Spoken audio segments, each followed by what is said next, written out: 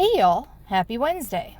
So as I'm sure most of you have heard, I think the entire world heard, Dolly Parton passed yesterday. It really is a tragedy. The world lost a gem of a human being.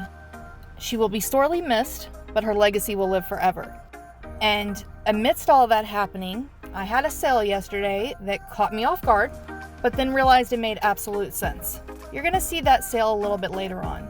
But as I'm sure you can make out why I'm bringing this up, what do you think about resellers selling items in the event of a tragedy? I'm not talking about sellers who already happen to have something, let's say Dolly Parton, listed in their eBay store. I'm talking about sellers who pick up items really cheap or immediately run to list something they have sitting in their death pile, and they do so at a markup. Or even sellers who take items that are already listed in their store and mark them up when they hear about a tragedy. You know, it was a big thing when Kobe Bryant passed away that people were just flooding the market with Kobe memorabilia and charging outrageous prices for those items. It happened with Hulk Hogan. It happened with Ozzy Osbourne. What do you think about those resellers that price gouge in the times of mourning and sadness, where fans are just trying to grasp a piece of this celebrity they felt connected to and respected, and they just want to own an item related to them? I know how I feel about it, but I want to hear in the comments, what is your opinion on these different situations of what people do?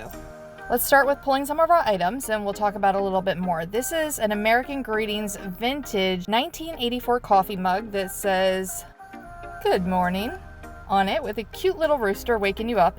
It sold for $10.95. I paid 99 cents at the thrift store, and it is going to Ireland. Now we're heading down to our Halloween bin, which is about to get super overflowing because I have a ton of Halloween stuff I want to process this afternoon.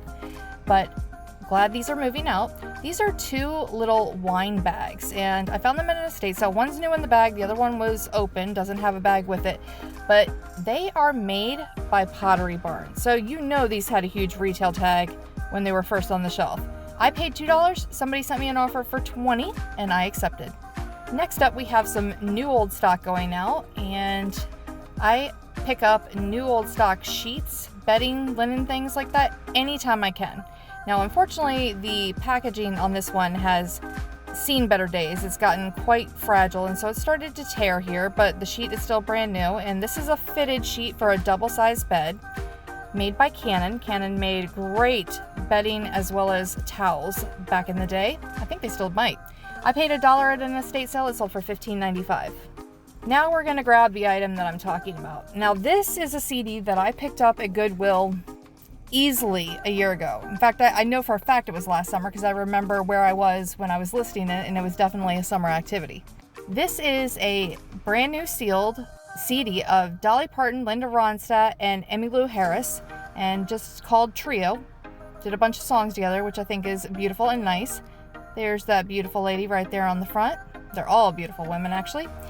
I paid 99 cents in my Goodwill for CDs, so when I saw it was still sealed, I absolutely picked it up. I've picked up so many different Dolly CDs over the course of my reselling, and it sold yesterday for $8.95. It sold about 20 minutes before I found out she had passed away. And it made me think, well, there's a reason for that CD to sell now after it's been sitting on my shelf for a year. Now, I did not mark that up. $8.95 is the price I had it at, and I hope whoever gets it gets a little comfort from it. Next up, we have a little kind of brassy color filigree cuff bracelet. It came in a lot of other stuff. I paid maybe $0.25 for it. It sold for $9.95. That was a yard sale pickup on a highway sale. Now we have a hat going out, and it is the Milwaukee Brewers. Found this at the Goodwill for $1.99. That's what they charge for their hats there. It is new era. It is fitted, size 7 1/4, I believe. And I like that Milwaukee Brewers glove logo. Found a bunch of Brewer stuff that day. I paid $1.99, like I said, and it sold for $14.95. Now this next item is a perfect example of people are just fans of things. People are nostalgic for movies and music and television shows that they once loved, and they want to re-experience it or maybe share it with their kids. And I think when a person passes away, it's the same thing, just amplified by like 100. The items just move so much faster. But I'm sure somebody out there is very nostalgic about Mary-Kate and Ashley Olsen, and when I saw these two VHS tapes at the thrift store for 59 cents a piece, I absolutely grabbed them up and I bundled them together so that maybe they would sell a little bit faster. Paid $1.18 for the two, they sold for $19.95, and I've had them listed for a couple months now. I can tell you, I'm not 100% sure how I feel about resellers, running to list stuff after someone passes or marking the price up. It's kind of mixed feelings, to be honest. But I don't think as a seller I should have to take something down because somebody passed away. I wanted to sell it, the person wanted to buy it, so they did. This is a set of scripture cards in this pretty little plastic rose box. Found it at the thrift store for 79 cents. It sold for $10. That was also an offer. I guess what it really comes down to is this is how much the seller wants for the item, and this is how much the buyer is willing to pay. It really doesn't matter what everybody else thinks. It's between those two people doing a business deal, and if they're both okay with it, I guess it's okay.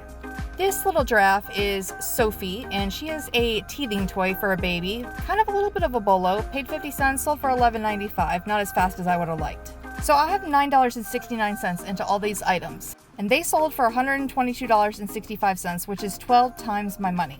I've got a lot of listing to do today, and I can't help but admit that I have some Dolly Parton stuff hanging around in my death pile, and I'm wondering, should I list it? Whether I do or I don't, we all lost a legend, and of course we hope she rests in peace. We'll see you soon with another video of what's sold.